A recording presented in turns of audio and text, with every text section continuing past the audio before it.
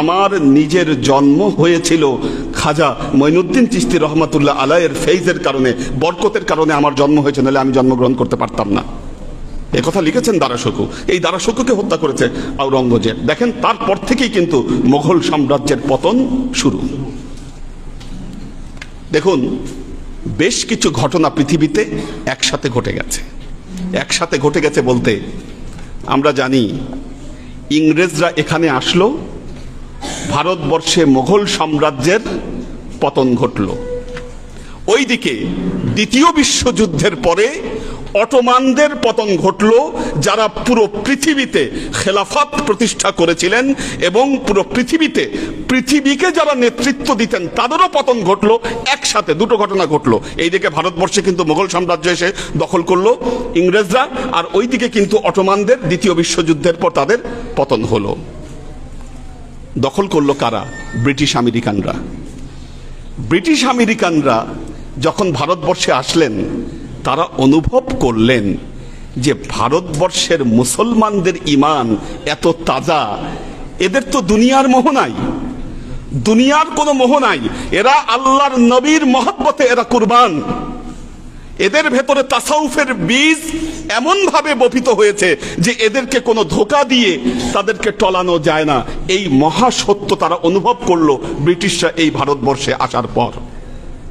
এটা একটা great problem হলো তাদের জন্য। এই জন্য দেখেন, ব্রিটিশদের বিরুদ্ধে এখানে যারা আন্দোলন করেছে, ব্রিটিশদের বিরুদ্ধে যারা আন্দোলন করেছে, আপনি দেখেন তো দেওবন্দিরা কখনো কি ব্রিটিশদের বিরুদ্ধে আন্দোলন করেছে এখানে? আজকে যারা মুখে বলি আওড়াচ্ছেন যে না, আমরা এই দেশে ইসলাম প্রচারের ক্ষেত্রে সবচাইতে গুরুত্বপূর্ণ ভূমিকা পালন করছি, এরা কি কোনোদিন ব্রিটিশ সরকারের বিরুদ্ধে কথা বলেছিলেন? তাহলে ব্রিটিশ সরকারের বিরুদ্ধে কথা বলেছিলেন কারা? ফকির মজনু শাহ। কি ফকির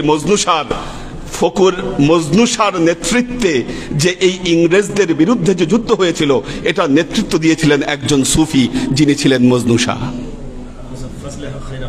হ্যাঁ, এবং আরো আছে, নাম শুধু একজন না, আরো আছে। সৈয়দ আহমেদ বেল্লভী রহমতুল্লাহ আলাইহি, যিনি শাহাদত বরণ করলেন। কি হাজী শরীয়তুল্লাহ। তিতুমিরের বাঁশের কেল্লার কথা আমরা বলি। তিতুমির কি করেছিলেন? তিনি এই ইংরেজদের বিরুদ্ধে তিনি সংগ্রাম করেছিলেন। যারা সুফিবাদী চেতনায় বিশ্বাস করতেন যুগে যুগে, তারাই কিন্তু এই ইংরেজদের দুঃশাসনের বিরুদ্ধে কথা বলেছেন। এই যে আমরা যারা আজকে ইসলামের ধারক বাহক হয়ে গেছেন, তারা কিন্তু কখনো মুখ খোলেননি। তাহলে আমার প্রশ্ন হলো, দেখুন যে জায়গায় আপনাদেরকে নিয়ে আসতে চাচ্ছি, প্রশ্ন হলো আজকের সমাজে কেন তারা দাবি করছেন যে আমরাই হচ্ছে ইসলামের ধারক বাহক, আর কেন আজকে সুফিরা পিছিয়ে আছে? মানুষ ধারণা করছে না সুফিরা তো ইসলামের জন্য কিছু করছে না, সুফিদের ইসলামের জন্য কিছু করার নাই, আর তারা বলতেছে আমরাই হচ্ছে প্রকৃত ইসলাম, আমরাই হচ্ছে হক ইসলাম, আর সুফিরা হচ্ছে বাতিল ইসলাম।